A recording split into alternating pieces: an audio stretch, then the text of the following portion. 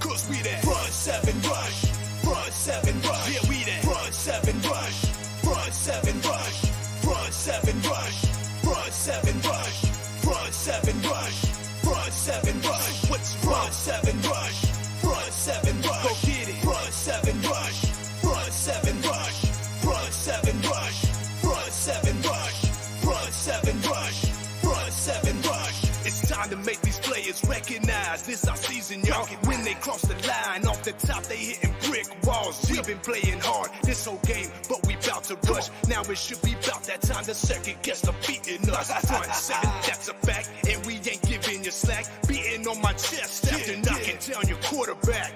You ain't know, you're playing with some real defenders. Form tight, stance right, organized killers. All defense all the time, we don't finish last. When it's said and done, you'll hear it on the podcast. Front seven rush, they'll have a lot to say. It was fun, but we got more games to play. Conquerors, Warriors, welcome into another edition of the Front Seven Rush Show. I'm your man, Vince Ingram. Got my superstar, superfly producer, big time, Bijan Kelly.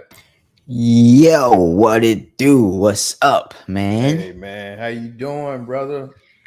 I'm good. How are you? I'm doing pretty good, man. Doing pretty good. Doing real well, actually. Cool.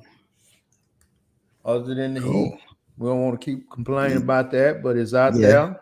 The heat got me today, man. I had the dumb idea of eating in my truck today for lunch. With no AC.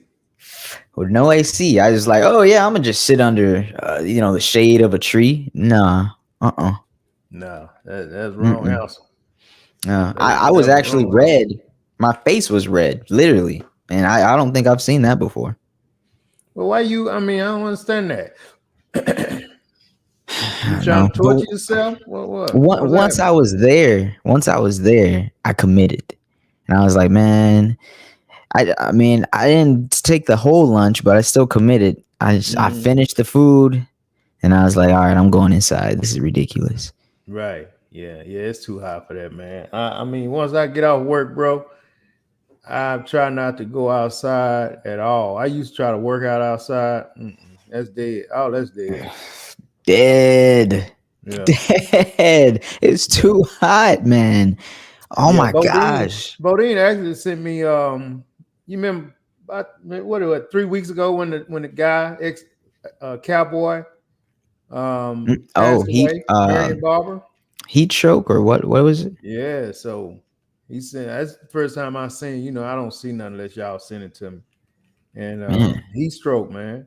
Heat stroke, bro. Yeah, it's hot, man. It's hot. man, Real to get hot. heat stroke, you gotta be out there. You don't get heat stroke from just feeling the heat indoors.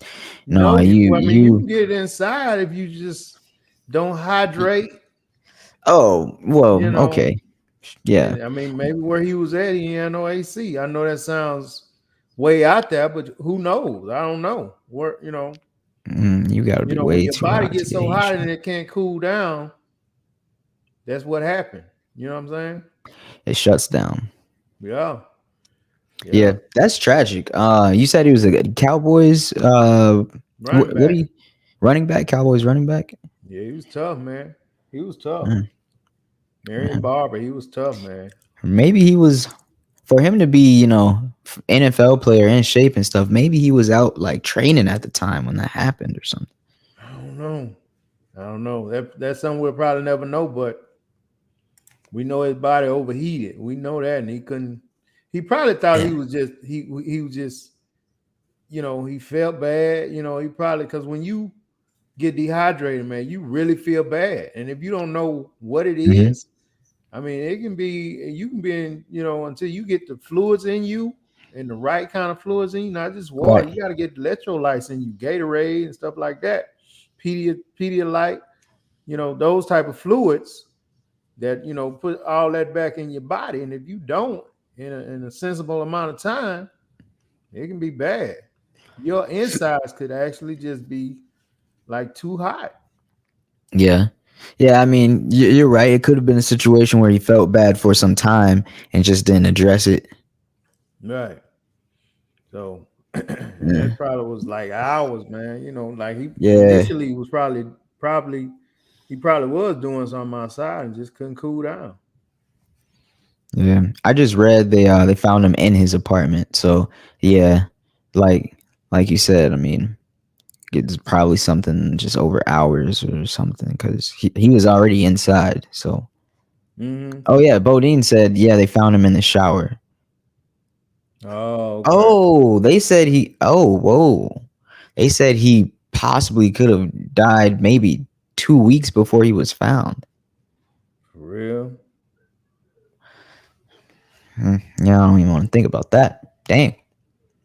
Wow. Like, somebody better check on me. I mean, if he was in a place where people would know where to find him, I don't know. You never know. When you got money, you could just duck off somewhere. Yeah. I mean, but who's to say he had money? Mm. Mm. You know what I mean? Ain't necessarily don't necessarily mean he had money. Yeah, that's true. Wow. Yeah, that's a deep deal right there, man. That is deep. That's a deep deal. Well, Yeah, I sent you a couple of things, man. I want to discuss that. yep. That the guy who and actually Sammy sent me this about the guy that was that the cops picked up and put him in the back, handcuffed him. Mm-hmm. The officer jammed his brakes and the guy paralyzed himself, and it's a big deal now. It's a Wait, big deal now. he got paralyzed just from riding in the back seat? Yeah, he got arrested. They put him in the back, like the van or whatever. And the Right. cop that was driving, had to make an abrupt stop for whatever reason. Well, the guy went flying across and hit his head and neck just right. Oh, Yeah, man, it's paralyzed. The video was gruesome because they didn't know. They didn't even, the guy was paralyzed and he was saying, "I need help, man. I need help. I can't yeah, move." and And they they didn't believe him. And so they was treating him like he was just, man, get up, pulled him out by his legs, drugged the guy, and you can see the guy's neck was like just could have limp. made it worse. Yeah, possibly. Now that I don't know if he would be liable for the breaks because he could always make an excuse for that. But the way they treated him and possibly making his injuries worse, now That definitely sounds like something his family They could. all they Yeah. all already have been suspended. Because when he got to the police station, they had like Hmm. 5 cops waiting on him to pull him out, and none of them was like, "Hey man, this guy may be Oh hurt." yeah. Oh yeah. They're all done. Yeah, all of them was like, "Get up, get out of here, get out, get up." It's bad, man. It's bad. So they got the guy Ben Crump. I think he's turned out to be the go-to guy for black injustice when they sue. Who? Oh, is that a lawyer? Yeah, yeah, Oh, really? yeah, Does he seem competent? I haven't really heard of this Ben Crump yeah. dude. I mean, he's all over the place, man. Yeah. Okay. Um, Okay. yeah, he's all over the place. He seemed to be the go-to guy for that. You know what I mean? Okay. Right. I do have the videos that you sent me, but I don't know if you want to play it because it is a little. I see his neck just loose. Yeah, I mean, we can play it. We just, before we play this video, it's a bit graphic, and if you're a little squeamish, then close your eyes. You know what I mean? Yep, Or that's something. fact. Do something. Yeah, turn your head, close your eyes. Party Go when to the New Haven. bathroom. Oh man. All right, let me share the screen. Don said, I heard about this. There's a video of everything. Y'all, he said he watched it. Mhm. Yep. There we go. We got it. It's on Facebook. And yeah, there we go. There we go. Police arrived in response to a weapons complaint. Officers arrested Cox, who they say is an ex-felon and was carrying a firearm illegally. As they were transporting him to jail, authorities say Officer Diaz was speeding and transporting him to jail. Authorities say Officer. Yeah, that's bad, man. Oh, that is bad. Yeah. And he had he couldn't stop his fall or nothing. Weren't they supposed to strap him in?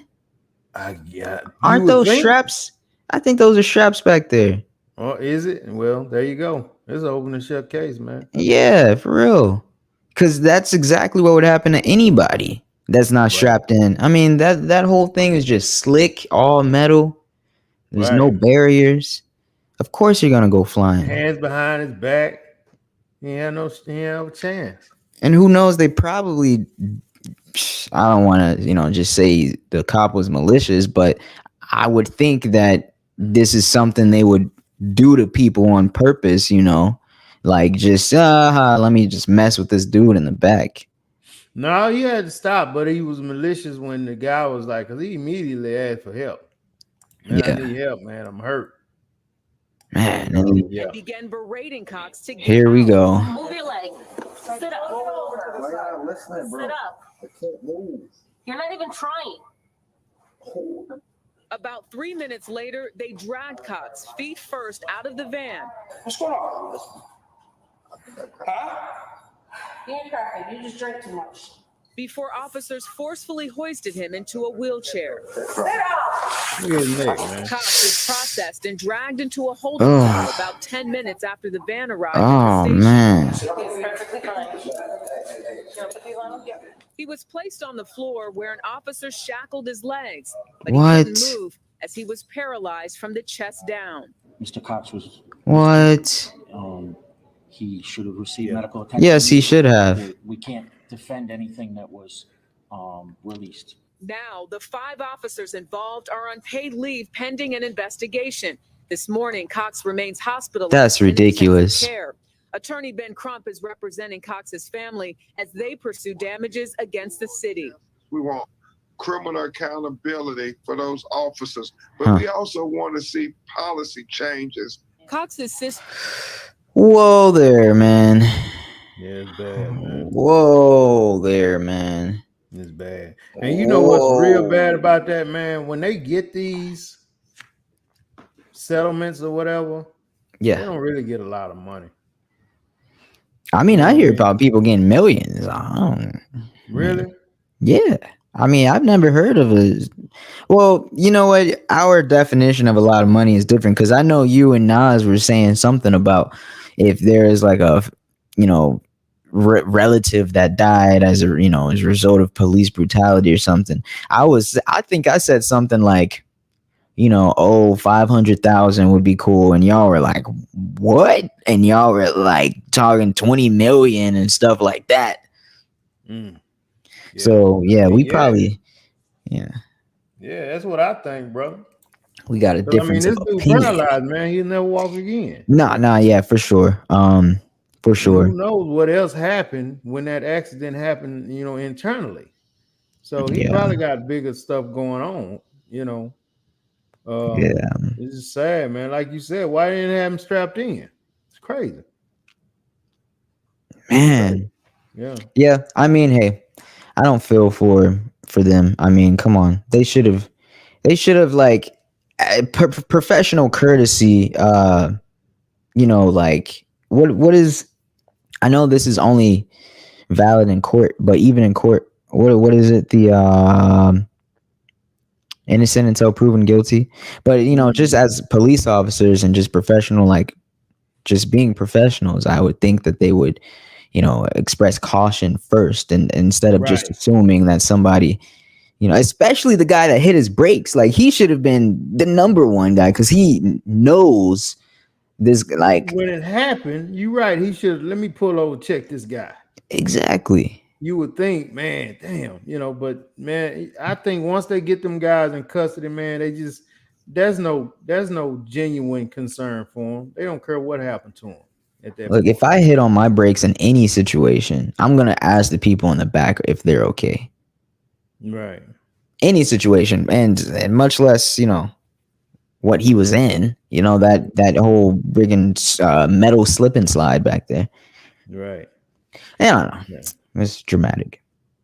The lovely said, don't y'all find it odd that the police would release that to the public?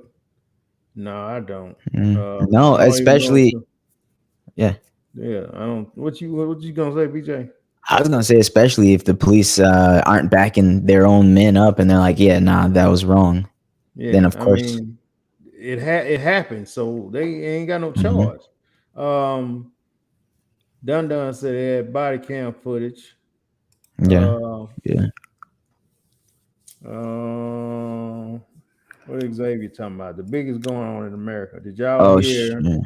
See that constable who lost the baseball game and didn't get the kids a high five in Houston? Nah, So, who cares? I don't care about a high five.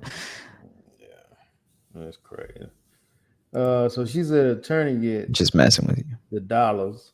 The lovely The said attorneys they do get get the money. about 1 or 2 million from those cases and offer attorney fees. They're walking away with about 1 million or less. Oh yeah, definitely. Mm. Definitely. I could see that. The lovely said they gave Sandra Bland's mother $1 million to close her case. So she got less than that, of course, because the lawyer. Right. Bodine said he should have had a seatbelt on in the back. Yeah, I think I saw a strap back there too. So And I think that's for bottom sure. line, don't you, BJ? Bottom line. I mean, I kind of get when you have them in that cage, like, when they're in their kind of personal vehicles and they got like that cage in the back. Mhm. I don't think there's seatbelts on that, but also it's a smaller area. Like they could still hit their head and stuff, but they can't go flying, right? Yeah. But even then, I think they should have a strap. But like in this case, 100%, the dude that was driving should have the worst, out of everybody. Like the other people, maybe they didn't even know the guy braked that hard, but he knew. He should have checked him. I get it. I mean, yeah, the ones that was there, they'll probably get off with not too much going on. The ones that were saying, get up, Mhm. you're okay. You probably had too much to drink, because they didn't know what happened. But you're right, the guy that was driving, he knew what he had did, and like I said, man, I'm pretty sure once they get a lot of these guys in custody, I've never been in custody before myself. I had one incident. Let me tell you this story right quick, BJ. I had Yeah. one incident, man, where it was years ago when and it was it was a traffic violation or whatever. The guy pulled Oh, me over and I had a warrant, man, for not unpaid ticket or something. And I mean, the dude, white fella, man. And so we got to talking a little bit. And it turns out I played football with his brother, oh, cool. right? So at that point, he was like, man, I got to put you in the cuffs, but, I put him in front of you, so he set me in the back and da da da. And at the time, my lady at the time, she was in the passenger seat. So whatever the money was, I just gave her my wallet. She just followed me there and paid it. You know what I'm saying? Yeah, done And deal. that was Paid the your extent warrant of it, man. and you're And off. he didn't even put me in there. I don't even remember, dude. I don't even remember him doing fingerprints, man. I think he was just Oh, so. they didn't even like run you through the system. I don't even think so, man. We got talking about football and Yeah, yeah. this and that. He was like, ah, man, You're pretty much just got a ride to go pay your warrant, pretty much. that's it. That's it. That's That's crazy. cool. He was That's the real extent cool. of it. I just saw this one video before we get into anything else. There's this black firearm instructor, but he's like real eccentric. He has this vest where he has like his Glock like strapped to his chest, and he's got like all these machine guns in his car and everything. Right. And so he's on his way somewhere to like get a new car or something. And I guess he's driving some hoopty or some type of vehicle that shouldn't be on the road. So he gets pulled over. Mm-hmm. And you would expect, of course, the police to, be all types of threatened by him. Cause I mean, he's literally driving with shades on, a whole skull mask, and like a Glock, like strapped to his chest. Right. Right. But like, there's another cop that was just talking to him real cool. And it was it's funny because from what he was wearing and how he looked, it was one of the smoothest, stops that I've seen on like, Facebook and stuff. Right. Yeah. I One of the mean, smoothest. it don't always go bad, I guess, man. It don't Yeah. always go bad. Which I guess we can't say that about R. Kelly, man. Ooh, no. So Ooh, we ain't talking about this, man, but Kells get 30 years. that's a long time. I don't agree with it. You don't agree with it? Nah, man, I don't agree with it, man. Wait, you don't agree with how long he got? I don't agree with how long he got. I don't even. You don't agree with him going at all? Not really, man. Not Oh, really, dude. you don't believe that he did it? I mean, I believe he had the gals in there, but what did he do? Elvis didn't do. Elvis married a 14-year-old girl back in the day. He didn't get locked up for it. Jay-Z and Dame Dash was messing with Aaliyah too back in the day. She was underage. That part is horrible, man. But this latest thing he did, what they actually got him for, so they got him for the stuff that he did back in the day. I'm assuming. Because this stuff he had with the girls in the house, and all those girls was of age. Yeah. Right? From what I understand. But according to he got a lot of charges, so I think some of that was from his recent stuff. And if you think about the actual charge, I heard a guy online talking about it the other day, and he read what he got convicted of. And what he got convicted of, that wasn't what he was doing. Sex trafficking, right? If you pull up definition of sex trafficking, what does it say? Let's see. Let me pull it up. Please, let's see. Because he got convicted of sex trafficking. So the definition of sex trafficking: the practice of illegally transporting people from one country or area to another for the purpose of sexual exploitation. What did he do? Did he do that? Well, I guess if he had all those girls And he had them in one place and they were just for sex, and he was transporting them to another place and they were just for sex, and they're saying they couldn't get out and they're saying they're stuck. If the court believes them and their evidence, then yeah, technically that is sex trafficking. Even if he's not selling them to other people and he's just keeping them to himself, technically, based on that definition, yeah, him just moving them around and using them for sex, yeah, that would be considered that. And so is that? I guess they proved that that's what he was doing. I guess. You said you saw a guy that read off the charges? Yeah. Let me pull up the charges too. Yeah, let's see. What kind of charges do we got for R. Kelly? Ooh, man, 30 years. Okay, so yeah, racketeering, federal racketeering and sex trafficking charges. Yeah. Racketeering, that has to do with money. I think that has to do with money, right? Let me see. Federal racketeering. Racketeering can be prosecuted at the state or federal. Okay, so federal crimes of racketeering include bribery, gambling offenses, money laundering, murder for hire. So I guess just things involving money that, are criminal. Huh. I hadn't heard anything about him in that. Have you? No. Let me see if I can get a specific breakdown of the charges, because you got me interested. I mean, what they got him for? I ain't heard about him doing no racketeering, no money stuff. Yeah, I mean, I think he's guilty, but you do got me interested. Let's see what he got. So his trial, his verdicts, his sentencing. All right, bam. Okay, let's see. R. Kelly.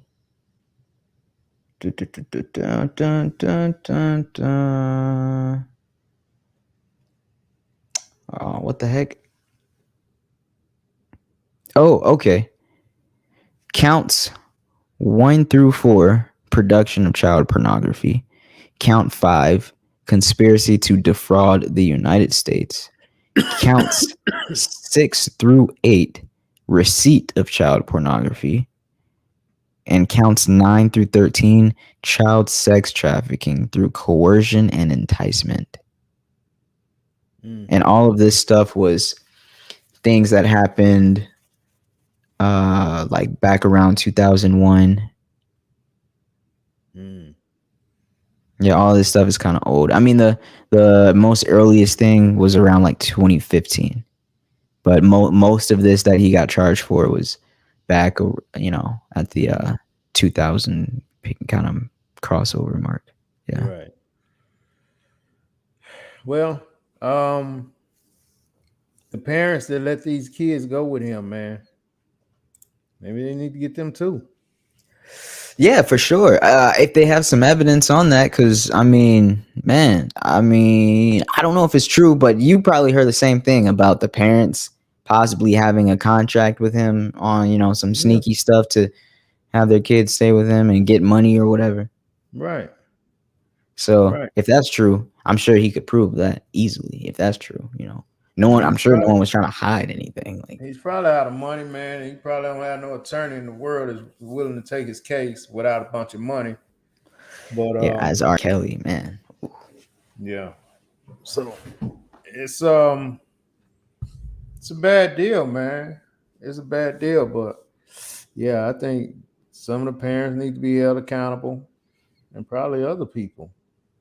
Yeah, it can't just be him. There's no way he was just the only one facilitating all of that. Like, no. Right. So the lover says she don't agree with it either, with the verdict. And she said something about Pimp seeing a sex tape with Beyonce. I don't know about all that. Whoa, that's a real conspiracy. What? That was left. R. Kelly did not have anybody lock up he would be gone weeks at a time, and the girls never left. They could have left at any time. There's that point too. That's what I'm saying, man. I mean, lock is like got you in a damn dungeon, Mm-hmm. took the key, you're a prisoner.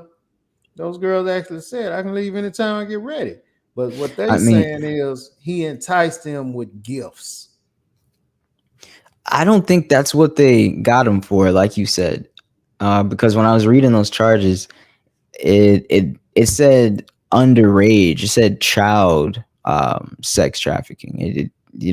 So I don't think it had anything to do with those women. So Okay. they must have got him on something On the little girl else. with the videotape and all of that. Right. Yeah, I wish I could just see like a breakdown of it, but I think the reason I can't find it is because it's probably a lot to read through. Like But I'm trying to. I thought even with that little girl, they said she wouldn't testify. So I don't know how they got. I think they just got the dude. They was out to get him, and they got him. They got him. Man. Man. Oh, wait a minute. Okay, so the racketeering charge. R. Kelly bribed a state employee to create an ID card for a girl that was 15 so that R. Kelly could marry her because he believed she was pregnant. And then let's see. R. Kelly coerced 3 girls to engage in sexually explicit conduct for the purpose of producing video recordings. And over the course of decades, he made these recordings and other recordings of that sexual conduct using video cameras, iPhones, iPads, blah, blah, blah. Then they also got him on forced labor. He used the threat of physical harm and physical restraint to ensure that they performed sexually at his command. He slapped, choked, and spat on one of them. He viciously assaulted another, confined her for periods of days. At one point, he had a gun in the presence and forced somebody to do something. Yeah, there's a lot of. If all he's done all that, then that need to be locked up. Yeah, I mean, there's a lot here. Yeah, and for them to, for this to stick, they had to have had evidence for all of this in court. Because there's no way you're just gonna say this and then it's just believed. Like, there's no way. They had to. So yeah. I mean, hey, what I say, if he did it, I think that completely makes sense. 30 years makes sense, Yeah, if he did all that, yeah, he do. It does. If he did all that. Yeah. So, and then like you said, they had to have some kind of evidence. That can't be circumstantial. They had to have something that proved that he did a lot of these things. Yeah. And apparently he recorded a lot of it. So even if he wasn't charged for like the girl that he peed on, or there's apparently a lot of other videos. Yeah. Apparently a lot of other videos. So yeah, anyways, R. Kelly, that sucks. 30 years is a long time. But if you did it, I mean, hey, it makes sense. Like, you just gotta kind of live with that, Well, you ain't got no choice, but yeah, he ain't got no choice at this point. Man. Hey, you think he's gonna come out with a cold album at 80? Nah, he gonna lose all his will to sing once he get out of there. Trust me, man. You love to say those girls were going to city with him willingly. Yeah, those particular girls, but like BJ is saying, they going all the way back to him at 2001. So they're getting him for that type. The things that he did back then. Biggie said he is guilty. The parents are as well. Like I said earlier, I totally agree. The parents need to be held accountable for some of this stuff, man. Even back then with the little girl, because a whole lot has came out about that. Like, the daddy tried to have a album, and so he knew his daughter was there. If that is true, Ugh. So the lovely said the parents definitely need to be held accountable and should, and so should his crew. She Yep. says a girl on the videotape, the statute and statute of limitation should have expired with her. And it probably did Yeah. on that one thing. Like you said, he was so arrogant, man, that he probably buried himself. Cause like you said, this dude probably had videotapes that they found that we didn't know. Come on, man, with all that crap. You know what I mean? But just being big headed, man, and probably having tapes where he's showing his partners and watching. Sure, that's what it was. Yeah, all that old stupid, immature stuff. And if there were people around him that didn't, like it or were just waiting for a moment, like they probably, got the tapes before he could get them. Yeah. He probably just had tapes everywhere. Right. And I doubt he, was that tech savvy. So he probably had them physical CDs, physical, whatever he had them on. Right. Man. Ew. Yeah. It's bad. And he like at the end of the day, he probably did it to himself. Dumbass. Yep. That's a problem with a lot of cats, man. They let their arrogance get the best of them, man. They always got to prove how hard they are. You know what I mean? And to him, that probably was live. I bet. And I bet in the last years, maybe for a while, I bet he was probably doing it a bit better. Relative to what he was already doing. I bet he, the girls were older and this and that. But right. I bet the worst of it, I bet was, like that 15 years ago, that 20 years ago stuff. Yeah. Yeah. When he was a lot more gutter and reckless. Yeah. Had all kind of crap. Like just thought he could do anything. Just thought he could do anything, man. Exactly.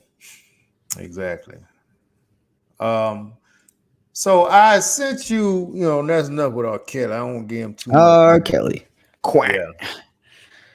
Case I sent closed. you that thing about the preacher, right? You're familiar with the guy Creflo Dollar. Creflo Dollar. Yes, I am.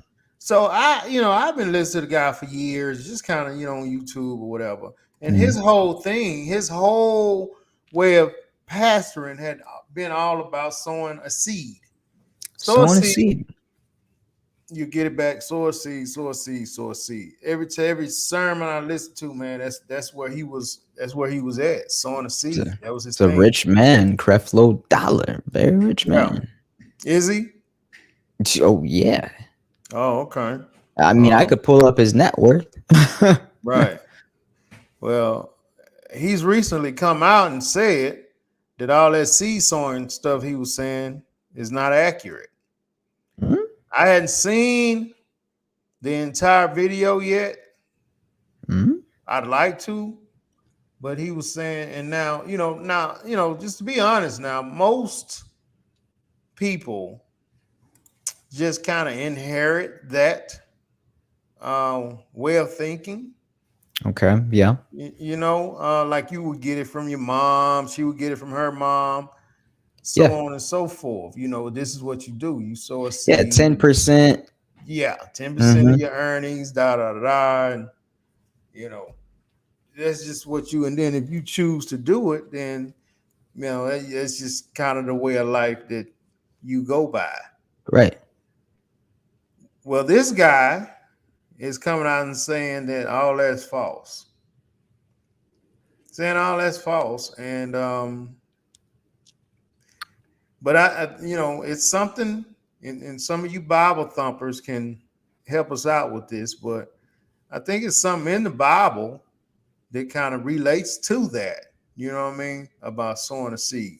Now, why this guy now is coming out saying that that's not accurate, I don't know. After making all that money, I don't know. Right.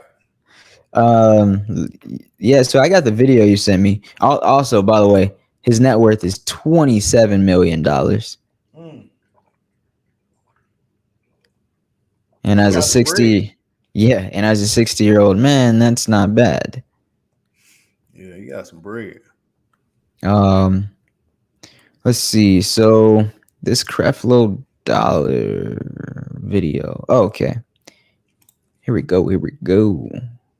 Creflo. I want to start off by saying to you that I'm still growing, and that the teachings that I've shared in times past on the subject of tithing were not correct. And today I stand in humility to correct some things that I've taught for years and believed for years, but could never understand it clearly because I had not yet been confronted with the gospel of grace. He sounds guilty. Which has made the difference. Yeah. But I will say that I have no shame at all at saying to you, throw away every book, every tape, and every video I ever did on the subject of tithing, unless it lines up with this. Why is this important? Whoa. Because religion is sustained by two factors: fear and guilt. And if it's one subject that the church has used for a long time to keep people in fear and guilt, it is in that subject of tithing. And it has to be corrected, and it's got to be corrected now. I may lose some friends. Preachers may not ever invite me no more, but I think I've already been through that, so it doesn't matter. He's definitely losing friends. Yeah, it's a wrap. They could be like, "What? That's how we survive." Now, what's your take on that? My take is what he's saying sounds. You know anything about?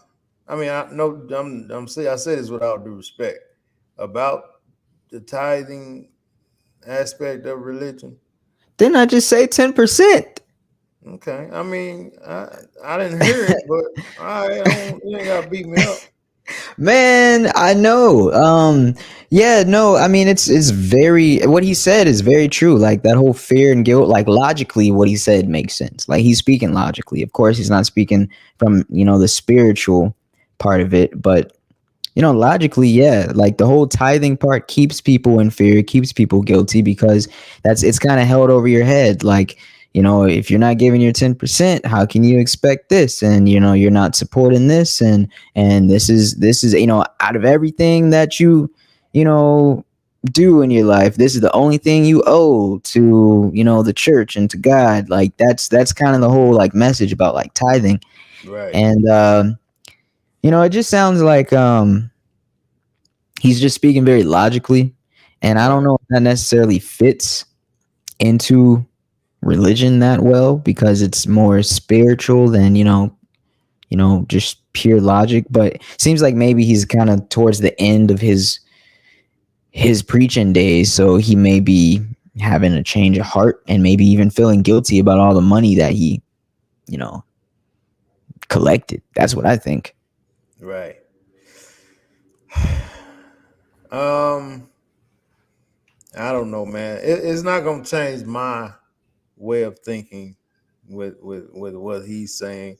Mm-hmm. I mean, because I'm very passionate about the way I feel about it, and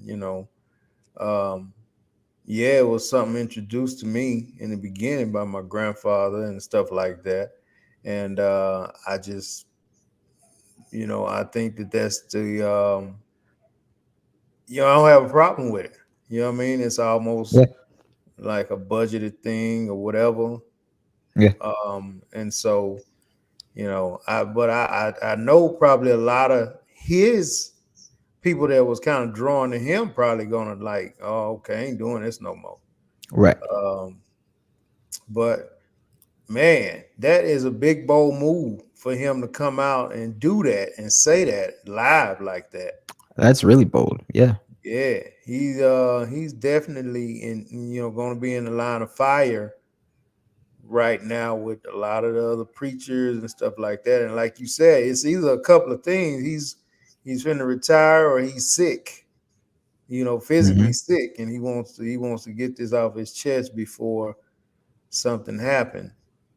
But That's just what I think. But I definitely don't think, like you said, people that are very strong about tithing, feel very strongly about it. This isn't going to sway them because heck, like for example, my my my belief around tithing is like I'm supporting the church, and if I'm attending the church and I'm attending the church and this is a community thing and this is my church that I go to weekly or just go to my dedicated church, then it makes sense to give that tithe, give that tithes and offering. And I think it's like I said, it's more of a spiritual thing. It's not really meant to be logical. Sure, he's probably speaking to the people that feel like, oh, I don't got it and I need to give it, and if I don't get it, then I don't necessarily feel that way. I don't know if you feel that way, but I've never felt that way myself just because I'm an independent thinker, right? But he's probably talking to all the people that aren't independent thinkers and are more pressured into giving versus just wanting to give. right. Yeah, I got a vivid mind when it comes to all of that, man. Like I don't just do something in one place. I kind of spread things around. And like where I attend now, where I grew up at, you know what I'm saying? Maybe where I visited, several times as I was growing up, and then, sometimes it'll come into play if somebody genuinely is affected some kind of way, with maybe a death in the family or some kind of natural disaster where I know that they're having hard times or whatever. It kind of go that way. He's not talking to you for sure. Yeah, so it's just not designated for the church, you know what I mean? Because it doesn't have to be, it could be, it's a act of giving from your heart, so it's not a necessarily like tithes belongs to the church. So I definitely don't think he's talking to people like you. I definitely think he's talking to people that aren't thinking that way. And but is it necessary for him to say it? There's probably a lot of pastors that are going to be like, no, the heck are you doing? You're you got some calls, man. Man. I'm sure you got some major calls like, man, what the are you doing, dude? And probably with some cats who got some dirt on him. Probably, man, if you don't stop this foolishness, man, I'm gonna let everybody know you this and this and this and this. Man, let them know you said this, and at this party you acted this way, and who knows? Hopefully it don't get crazy like that. How long ago was this when he said this? It wasn't too long ago, man, when he came out with this. Yeah. I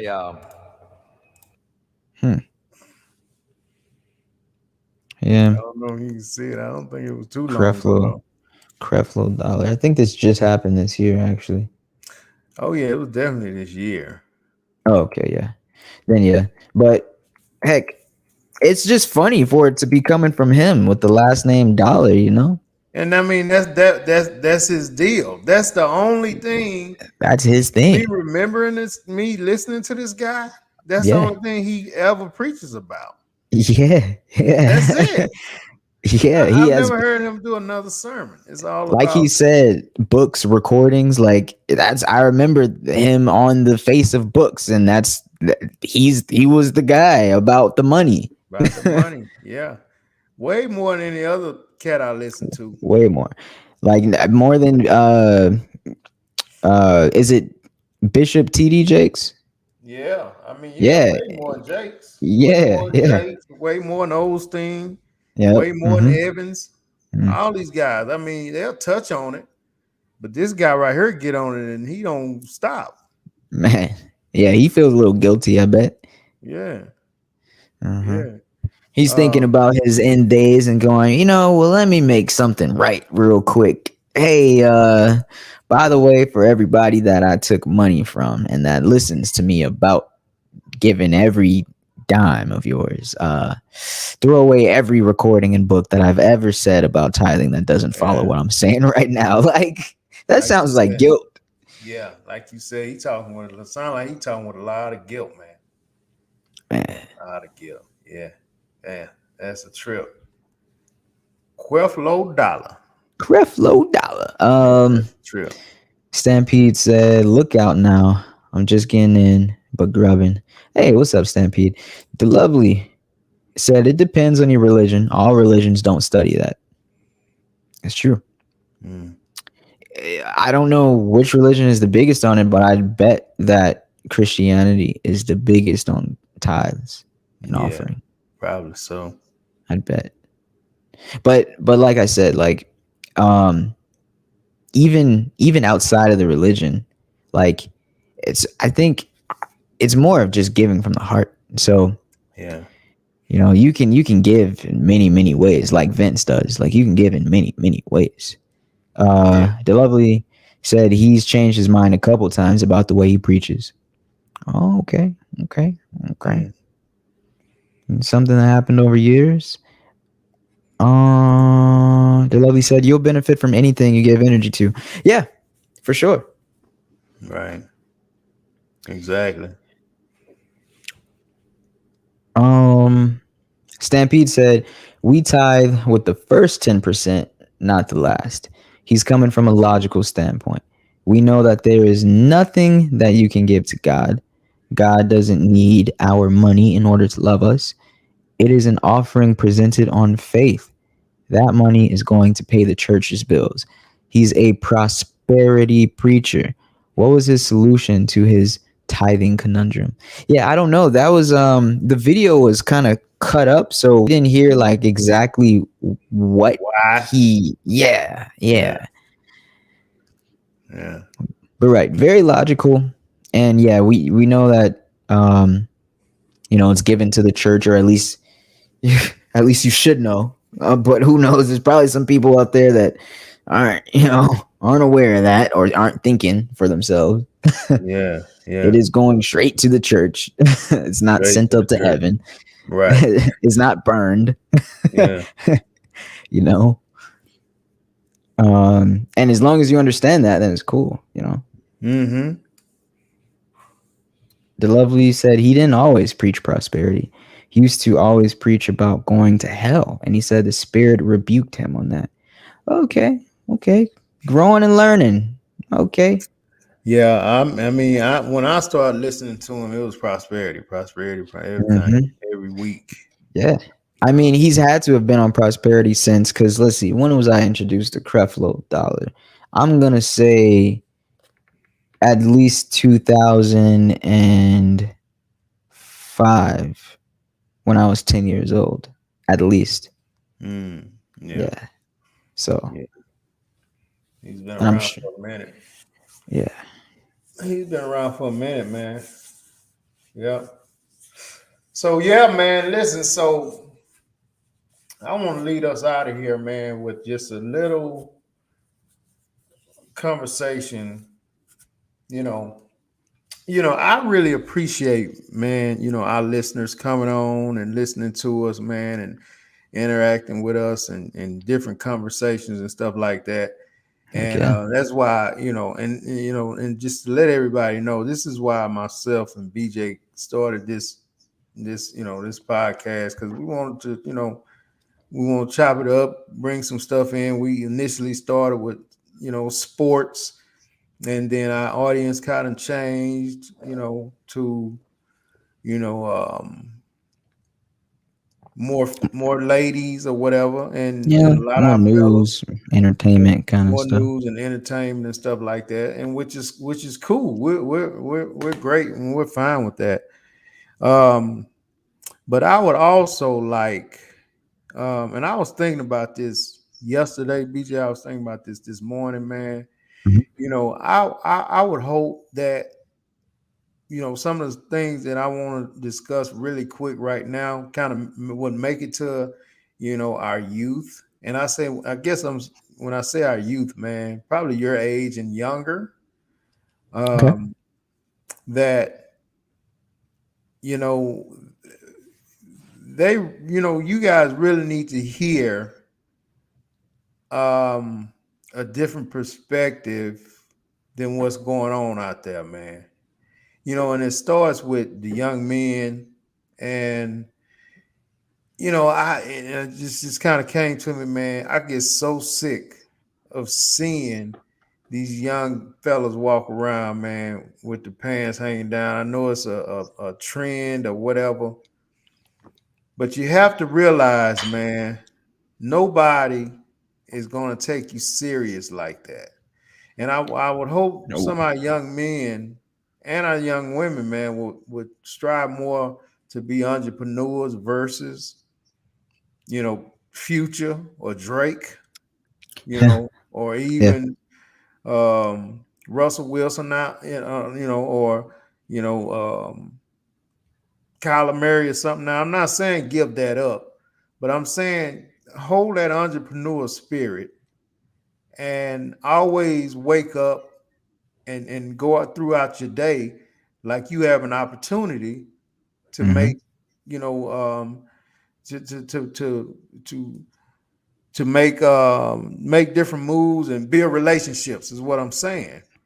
And Mhm. you just have you just have to know, like myself, you know, if I'm, you know, thinking about doing a business deal and just be like, man, let me bring some young cats in, man, I will walk past 10 young guys with their pants hanging down. I will. I walk by them, man, and they could be the smartest cats on the planet. But I'm not gonna even give you I'm not going to even get past that. You know what I'm saying? Yeah. So I would like for, you know, them to be, you know, start being more presentable, man. You know what I'm saying? It's an Start being, image. it's an image. I get it. I get it, man. I get it. But it's not a good image. It's not. You know what I mean? If I could, I mean, it's their environment. It's your environment. If you're walking around with your pants down, or just walking around with holes in your clothes, or whatever it may be, and you don't have at least, you know, that one good outfit, or not looking presentable, I mean, it's your environment. You're obviously not dressing to go somewhere where you mean business or legal business or But corporate that's my or point, man. You gotta entrepreneurship. always leave the house with that mindset that this you may run into a business opportunity. I Yeah. always leave the house like that. And if they don't got that mindset, yeah. And I think that's what it is right there. Like, first off, I don't think people are leaving the house. And the people we're talking about, I don't think they're leaving the house with the mindset of, yeah, I'm gonna find a legal business opportunity. I'm gonna go, you know, educate myself on this, and two, where they're headed isn't an office type setting. It's not to network with the right people. It's not to elevate in a you know, in a industry focused manner. You know, it's like, you know, you got you what's the separation here? I mean, you look at the country we are, the United States of America, right? Capitalist country, whatever you want to call it. Um, business, business. Sports, music, all of that. That's a part of business, but that's not the majority of the business going on. The majority of the business going on is around entrepreneurs. It's around Fortune Exactly. 500. It's Right. around, you know, Facebook. You know, it's around, like, you know, the White House. You know, politics.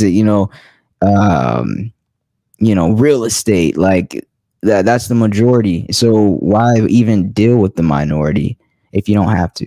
Right? I don't know. That's just what I wanted to say.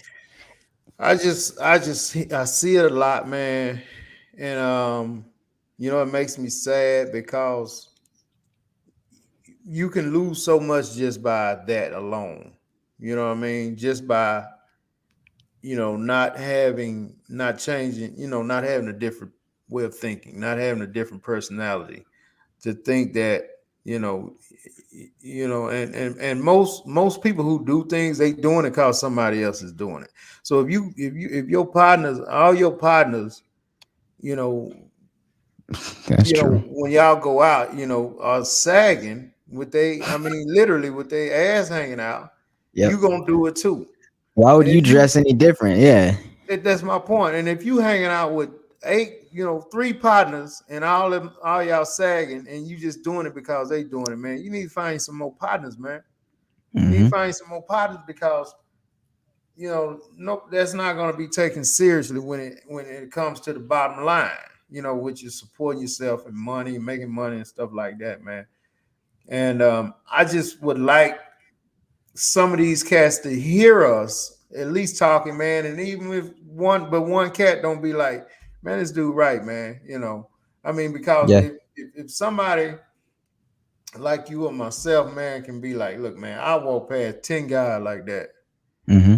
and may have opportunities to change their way of living and to help them or whatever, or introduce them to something. I'm not going to even take the time out to do it, man, just because of that. To me, that's disgusting. You know what I'm You saying? know, you know what I like to say, because what Bodine is saying right here is true. If you start talking about someone's clothing or their appearance, they may easily start taking it the wrong way and start taking it negative. But honestly, like when I'm talking to people my age, I find this to be the strongest thing. I mean, I just look at them and I said, like, can we be honest? Can we, and I get confirmation. I'm like, can we talk truthfully here? Like, let's be honest, right? And then it doesn't matter what it is. Let's say we're talking about this pants sagging thing. I'll go, um, let's say real estate is a blah blah blah $1 billion industry.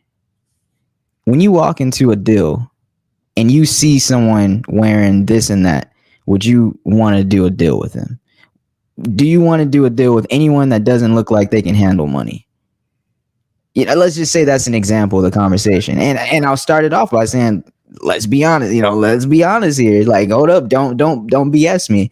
And I asked them, would you, and I put them in the situation. And so, I mean, typically that works because, if you're whatever the appearance is, it doesn't matter. If you have a choice, let's say you chose to buy those clothes. Let's say you're not, even if you are poor, I've seen poor people dress nicely. So let's not act It ain't like got nothing to do with not let's money, not man. exactly let's not act like that's just what you could afford. If you could afford it at all and someone didn't hand it to you for free, then like, yeah, and I say, like, let's be honest, right? Let's be honest. You went to this store, you bought that, and then you didn't put a belt on it, right? Mm-hmm. So obviously you didn't mean to walk into an office, you meant to walk into a club, right? And as a matter of fact, you realize that club doesn't even want you in there. You realize that they won't let, like there's things like that. Like, the world doesn't, especially the world outside of what they see every day, the world doesn't respond well to that. That's just, yeah, I like to get people's attention and say, like, I want you to imagine that where you're living Mm-hmm. is not, because it's not the rest of the world. You live in a neighborhood that you've probably never left, a city that you've never left, a state that you never left, but then there's a country, and then there's other countries, and then there's like Yeah. and I don't know. The conversation gets deep, and I have this conversation with people my age that I get close enough to talk to. But yeah, it's just It a just thought kind of provoking goes through thing. that whole like that you have to dress for success thing, man. You know what I mean? Hmm. And yeah, like I said, if I had a real estate agent meet me somewhere and I was buying a home, I could freaking live at home. But if I get there and the real estate agent got his pants hanging down to his ankles, man, I'm not staying. I'm not Exactly. staying, man. I'm gonna be like, man, this Exactly. dude is a clown. He's a Yeah. clown. You know what I Yeah. mean? And I'm, like I said, man, I'm not trying to knock nobody or nothing like that, because we all growing up went through phases, but I think our phases were mostly high school. And once we got out of high school, we got in the real world. We grew up, man. You know what I'm saying? But these guys be 25, 30, 35, 40. You'll see some 40 plus 50-year-old guys walking around like that, man. And Ooh. you can't expect high value people to take that serious, man, unless you Mm-hmm. are in a rap video or something. You know what I'm saying? Yeah. Yeah. Even the ball players, man, a lot of them don't dress like that, man. They suited up. You know Yeah. what I mean? And you can wear jeans. You can wear your what a they got the codes and everything. I don't know. What do y'all call them?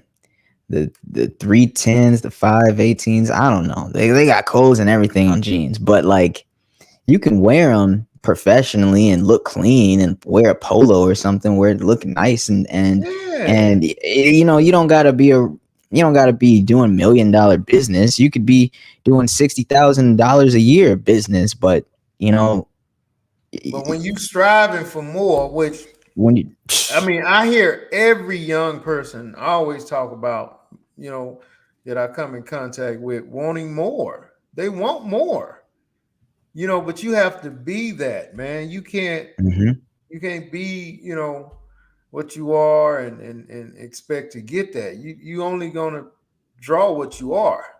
You know Mhm. what I'm saying? And That's true.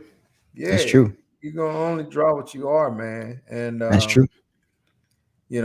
even when you talk about the music industry, you don't see, Jay-Z with his Now, pants hanging down and all that stuff, man. You know what I now, mean? now, now, this is where I'm really gonna drive it home. Okay,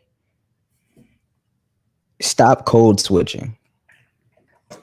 Stop code switching.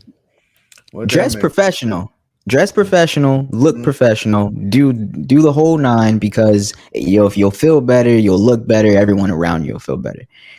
But stop code switching. Okay, don't actually change what you sound like and how you talk. Sure, get more educated. Sure, widen your vocabulary, but stop trying to make yourself sound like the person that you think you need to sound like because they're the most successful, white people, You don't have to do right? that, man, at all. And it's funny because my nephew and I were just talking about this the other day. Like, when you stop code switching, the best you comes out. The best version of you, because your thoughts are able to just flow. When you're code switching, next time you're doing it, just think about it.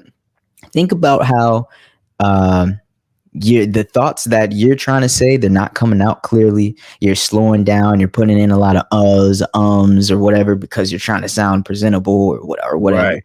Like, just talk. Just Just be talk. yourself. Yeah. Just be Just be yourself. yourself and be neat. You don't have to. Be yourself and be neat. Like, That's it. yourself isn't dirty and sloppy. Yourself is personality and your voice. Like, yourself has nothing to do with what you're wearing. Make Nothing to confidence do your with that. greatest asset. That's all you got to do. Is make confidence your greatest asset. And as long as you confident, everything else is just flow. It'll Yeah. just flow. Yeah. And Now, don't be afraid to fail. That's it, man. now, how you wear what you wear, and that's what we're talking about.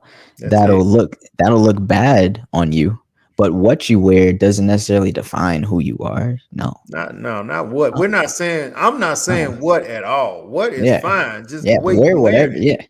Yeah. Yeah. Yeah. Yeah. It's how you're wearing it. And then to the young ladies, watch your vocabulary around adult people, older people. Have some respect. You know what I mean? Because you just never know who is sitting around you that's willing to offer you something. You just Yeah. never know. But once you open your mouth and you with your little homegirls and you're talking like, you're at a comedy club, Mm-hmm. you just, I mean, that's gonna turn a lot of people off. That will turn. I mean, that's the most despicable thing to hear a group of young girls cursing in a conversation Yeah. around grown-ups. Like the And it's got grown-ups not there. yeah, and it's got nothing to do with the accent that you were raised up with. No. It's all about being sloppy and not being sloppy. That's what it is. That's what it is. Like if you want to attract a certain man, if you want to attract a certain woman, if you want to attract a certain job, that man, woman, or job, most likely, at least the majority of those things in the world, most likely do not want you at your worst. They want you at your best. So it has nothing to do with your accent. You could sound like a hillbilly, but be polite, Yeah, and not that's cuss true. somebody out. And not just be rude and not have, your pants and your all the way down to your ankles and having, your nipples like out on accident. It depends where you're at. If you're in a business setting, of course, don't have them out. But, I get it. Free the nipple, whatever. I'm not going to say anything about that. But I'm just saying, we're talking attracting better. We're not talking just I went off on a tangent. We're talking about being better. Okay. So I'm just saying what Vince just said right there, when you're with your friends, even then, like, there's certain things out in public that people just don't realize that, hey, you got opportunities everywhere. This Everywhere. person Everywhere. that you're around, that you think, oh, I don't care what they think. You shouldn't, but you should care just about how You you should. look, You care about how you carry yourself how you around carry people. yourself. You Yeah. can have fun, right, Vince? You can have Yeah, fun. you can have fun, man. But Don't don't terrorize be in a people. crowded room. That's I told that motherfucker. You don't have to do all that. You don't have to You, do all that. we hate when people smell bad. Well, we also hate when people are, like polluting our ears. you know, all of us do. All of us. We also hate when people pollute our eyes. Sometimes smelling bad ain't you don't have a choice. You could be coming from work and your job could be Well, disgusting, yeah, and you could yeah, be standing in line at whatever and just have an odor on you. But that yeah. other stuff you can control. A lot of times you can't control that. So Jimmy says, preach it. What's up, Jimbo? Toyota said, the truth you speak. We read Bodine. Bodine said it's crazy, Vince, because if you see a young guy at a store and you say something about the appearance, they won't see the positive point of the conversation, but will find the negative point. Yeah. A lot of Yep. times you can't say nothing, man. I don't say nothing to a stranger, but Mm-mm. if it's somebody I know, my nephew or Right. anybody that I know, yeah, I'm going.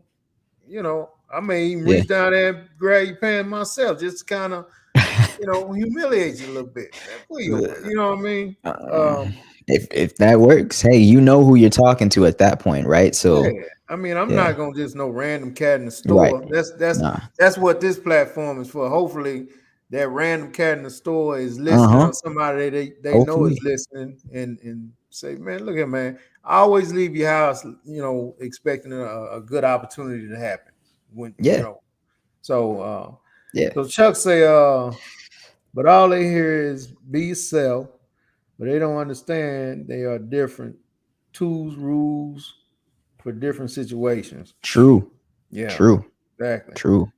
Chuck said 40 Um. plus see it every day. Yeah, me too, man. Mm-hmm. That's what Mm-hmm. I said, BJ. It ain't just the young boy, man. You'll see 40 plus year old guys walking around like that. I don't understand it, man. Yeah, and they're setting the example. So. Yeah, if you doing it, damn show your nephew, you can't tell Uh him, huh. man, pull your pants up, man. They love to say black people in general need to take more pride in their culture and their appearance and in their values. Toyota Yeah. says, want more for minimum effort. Don't miss that. Want more for minimum effort. Yep. You got to put in more effort. Yeah. Yep. That's true. And not just in, your hustle, like, oh, well, I put in, this number of, this many more job applications, and I, approach this many more people. Like, it's also, what about the effort in upgrading yourself? What's your resume looking like? What are your profile pictures looking like? What's your social media looking like? Can we talk about that? Like, you might want to make it private if you are trying to have any type of professional job that your stuff won't look good when they go looking you up. Mm-hmm. What Stampede said? Oh, Chuck, haha, code switching. Stampede said, I met one of my wife's classmates at a nice function. Oh, I thought he was going to talk about a girl. He said he was the only one wearing urban wear with real baggy jeans. Not many folks were talking to him. We went and talked to him, and he told us that he was basically advertising his fashion brand. He had become a designer. He wanted people to ask about his attire. Well, no one's going to ask. I noticed, man, in business, when you go certain places. Now I don't know where Stampede, where this was at, but what I realize is if you don't go to certain networking functions where people know you're gonna be promoting your business. Let's just say you go to a party, just a party where everybody's having a good time, and you try to market yourself like that. Yeah, you're not gonna get a lot of people not gonna really pay attention. It's out of the blue. It's just not out the blue, but they're there for a particular reason. They're there to party. They're there to drink. They're there to mingle. They're not really there to do business. They're getting away to this place to not do business, not think business. You know what I'm saying? So when you go to certain places and you want to promote, Miss Houston's or something like that, it's going to be a networking fun. Unless somebody bring it up, then you're going to be, yeah. But you don't go where I don't, learn that you don't go anywhere intentionally. It's just like you don't go to the club looking to promote your business. No. I mean, just like we said, let's be honest. Let's also make it make sense, right? Yeah. You can be clever, but don't be ignorant. I mean, the club, you cannot reasonably promote clothing at a club. You cannot reasonably promote clothing at a just generic function. Let's say it's a friggin' art museum and you're going wearing what Stampede said he was wearing, thinking, oh, this is how I'm gonna get people to ask about my attire. Like, no, I mean, make it make sense. Make it make sense. You can still be clever, but some things I don't think people right. I agree. Really think about, does it make sense? Like Kanye West, as crazy as he seems, certain things he does, it still makes sense. Like, oh, if I do this, people will see this and think like it makes sense. Yeah. But whatever. Vicky said, be yourself. Yeah, for sure. Chuck said, you can be ratchet sometimes, but there's a time and place. For sure. I mean, yeah, I guess so. No, it's true. Like, let's say being, let's say you're a sexual person. Isn't there a time and place for that? Okay, yeah, I got you. Yeah. Yeah. So let's say you love being ratchet. So he's not talking about in business. He's just talking about casually. Right. Go to the swingers club and just be okay. Yeah. And see, in that case, you're not trying to, you're not advertising yourself professionally at a swingers club or at, or at a strip club or whatever. Go ahead, be ratchet, whatever. Let loose where you can let loose and not, taint or affect your other verticals. Yeah. Google that, verticals. I'm just saying. Bodine said, "Great show. We appreciate you, Bodine. We appreciate you." Man, well, he's a rock star. Toyota said, "Sometimes code switching is necessary because we are strong creatures and they take us as being aggressive. We have to figure out what is necessary to get through that door." No, I totally disagree. me too. I totally disagree, man. I kind of would come off as an aggressive guy. I've been told that. Mhm. Now, when I talk to anybody, man, some people may in the beginning be a bit intimidated. Right. However, as soon as the conversation start, and I'm talking just like this, and I'm using words like, you know what, brother, da da da da da da. Right. You know what I'm saying? But I'm still talking like this. But I'm not code switching because I talk about this when I'm on the basketball court, if I'm in the Right. gym. You know what I'm saying? So I don't think there's ever a time if I'm talking to Never. some particular guy where I gotta be, yes, Tom. I was wondering if nah, hell no. That right there, you're gonna get the uhs and the huns and the, Yep. all that you was talking about earlier. Mhm. So yeah, me personally, I don't think you have to do that at all. You just have to be who you are. And Yep. if you stumble when you talk sometime, oh well, that's just you. I mean, but you don't. I don't talk to anybody like when I'm talking being man at the mother, blah, blah, blah, blah, none of that. You know what I'm saying? So I totally disagree, BJ.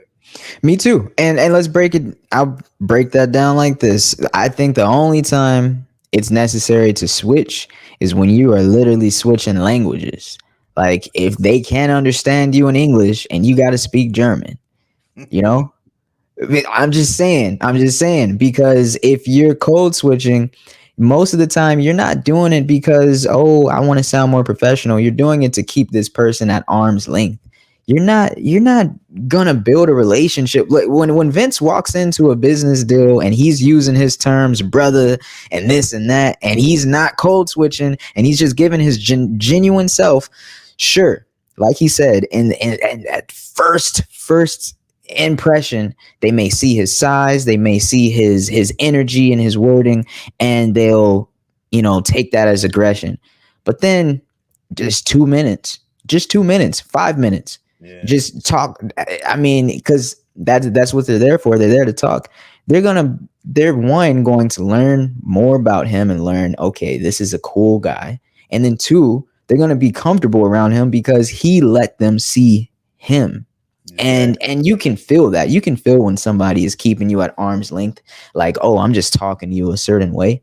And when they're like, hey, like, I'm talking to you human to human. We both speak the same language. Man to man. Said, player, pimp to pimp. Yeah. And I've been in situations like that where I've been to certain events, white guys I'm talking to, man, and I can tell because they don't switch, BJ. They don't switch. No, they don't. These white fellas that I've met, man, I mean, they are talking to me like they talk. You know what I mean? They don't switch, so why the hell am I gonna switch? Because they don't switch. Yeah. Go ahead. I was gonna bring up Jared. If anybody here, most of y'all, all of y'all in here remember Jared. Looking at your names, y'all were watching when Jared was on. He didn't code switch. He was an interesting guy because he wasn't your typical stereotype of a white guy. He was interesting for that.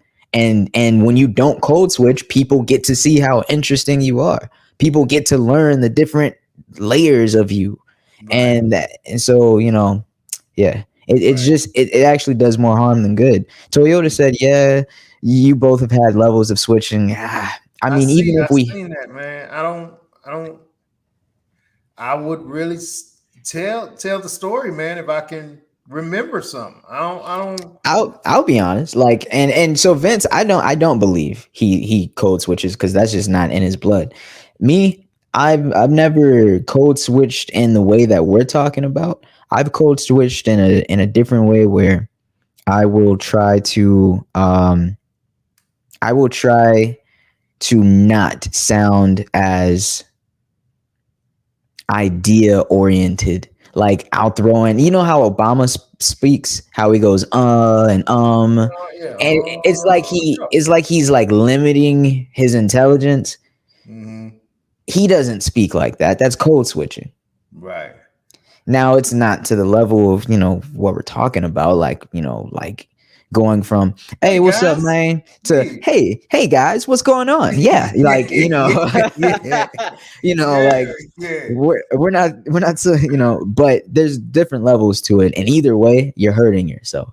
Yeah. I do more of the Obama code switching, and that's what I want to do less of. The whole and like, and it makes you sound dumber, and you think you're coming across more likable and more universal, but you're not. Yeah, I don't do any of us, and you know what I'm saying. If I don't know, I don't say shit. You know what I mean? Mm-hmm.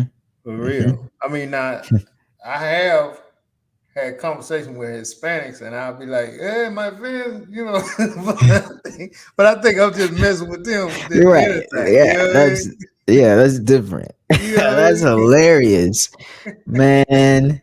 But no, Toyota, don't code switch. You don't have to code. Just be you. Nah. You ain't got to go in Yeah. there. Hey, girls. Hey, you guys. I was wondering if you sound intimidated. Get out of here Yeah. with that. You know what I'm saying? Yep. Shoot. What's that piece there? Stampede said, I don't do a bunch of cursing anymore, but when I'm in certain groups, it makes them uncomfortable that I don't curse with them. They'll be like, why are you saying shoot instead of shit? They treat me like I'm uppity or sanctified. The vibe gets funny. Yeah, you need to stop hanging around them. Yeah. Judging you like that. You need to find some more partners who don't give a damn. I change mine up sometime just when I feel like I'm getting too much, because I grew up with grandparents on my pop side that's just what they did. They whole conversation was straight cuss words. My granddaddy was a beast with it, boy. And I'm talking about the stuff he could put together was, you know what I'm saying? It was magnificent, man, to hear him go at it. I mean, and he could do it sober or drunk. Just straight get with it, man. You know what I'm saying?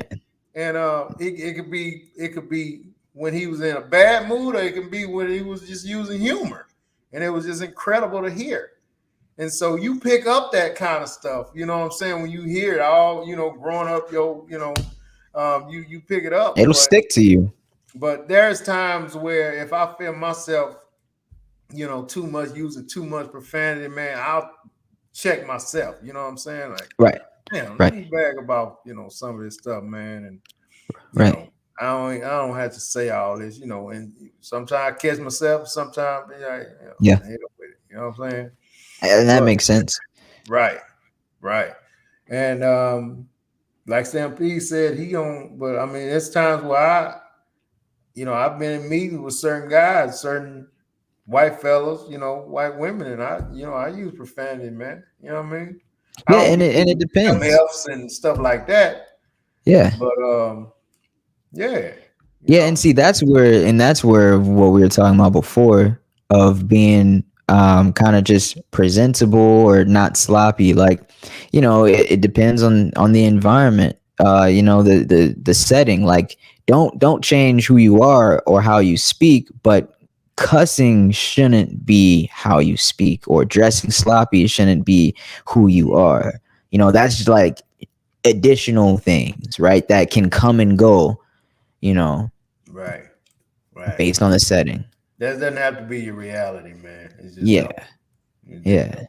But yeah, BJ, I just hope some young people, man, get some. I like for us to, at the end of every show, man, just kind of maybe say something that, hopefully, a young person would get and hear and be like, hey, let me try to do better with this, man. Or let me start thinking this way or whatever. Because I think that was strong. Got a lot of opportunities, man. Got a lot of opportunities, man. They just take advantage of it, man. Some of these opportunities where a lot of these young people can be well off, man, by the time they mid-30s.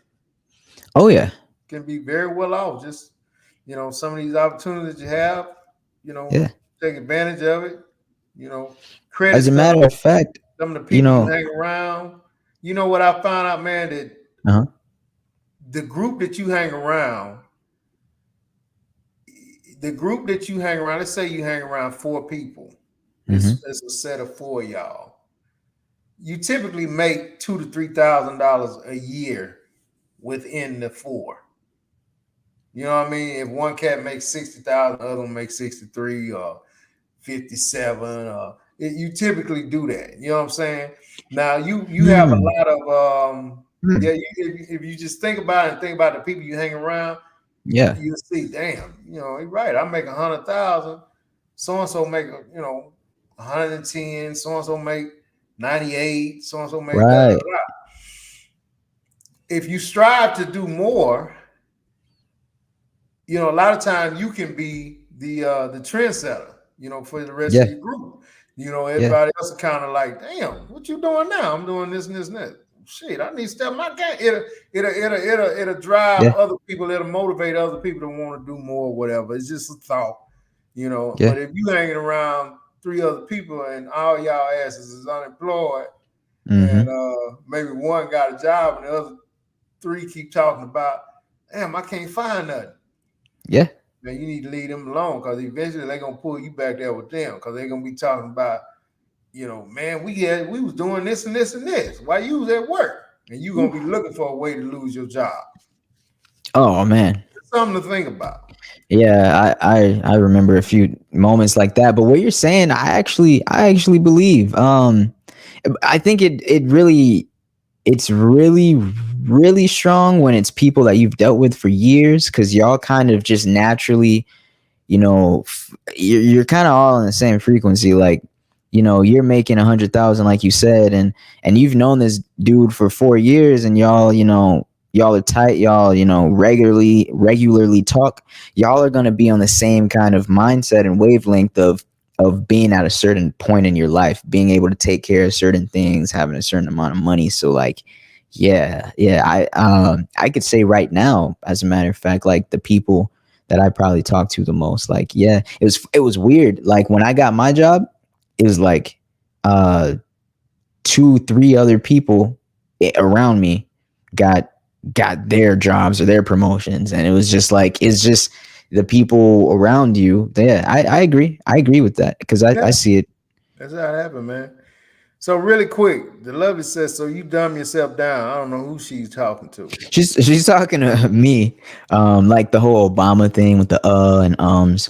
Oh, You okay. you could say that. You could say that. I think it's more of a thing of giving other people authority, not necessarily dumbing myself down, but giving other people authority because something in my head told me that letting this person be louder or take more control of the conversation will somehow benefit me. But no, it doesn't. It doesn't. What Stampede said. Stampede said, I agree with you. I code switched to my corporate America job. It put other people at ease. When I have my resting black man face, they all ask, what's wrong with me? This black dude tell me to tell people that I'm fantastic when they ask how I am. They responded to it so well. One lady even asked me if I was a pastor because I was so positive. Code switching served me well with promotions and bonuses and everything. So you sold out to get your paper up. Now, I'm gonna challenge that real quick. I know we're running, high on the time, but I don't think it was your code switching that did that. I think it was the positivity that did that. The positivity is different. You Yeah. know, is the When you're a positive positivity. person, people want to be around that. Yeah, People don't be because around energy vampire. right. Yeah. Saying that you're fantastic when people ask you how you are, that doesn't necessarily have to be a code switching thing. Like, I actually got this from my dad. When people ask him how he's doing, he always says great, always. And that's not like a code switching thing. That's literally a manifestation thing. Even if he's not great, he's gonna say great. Exactly. And it also makes other people think and go, I want to be great. Or like you said, fantastic. I want to be fantastic. Like, I don't think it has anything to do with necessarily the, no code switching at all. Yeah. Not the slang you use, but necessarily the positivity. Yeah. Yeah. Cause I say that I'm wonderful, man. I'm wonderful, bro. And shit, my day could be, my truck could have been broke down and rained on and sunshine, I'm wonderful, man. I'm wonderful. Yeah, you just got to keep that, man. You just got to keep that mind state for real. And look here, man. We're going to get up out of here, bro. Let's do it. Great job, It's been man. Good. It's a great show. It's been good. Chuck, man, good to hear from you. We appreciate Stampede. Everybody that came on, man. Y'all awesome, man. Y'all awesome, man. Keep coming. Keep bringing it. We're going to keep talking.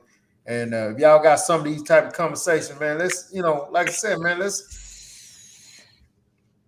the children are our future, man. I know I went back to Michael Jackson, but it is, man. It's true. It is. They are, man. Logically, and factually. we just have to keep plugging it to them, man. And if we just get one or two of them to hear us, man, that's cool.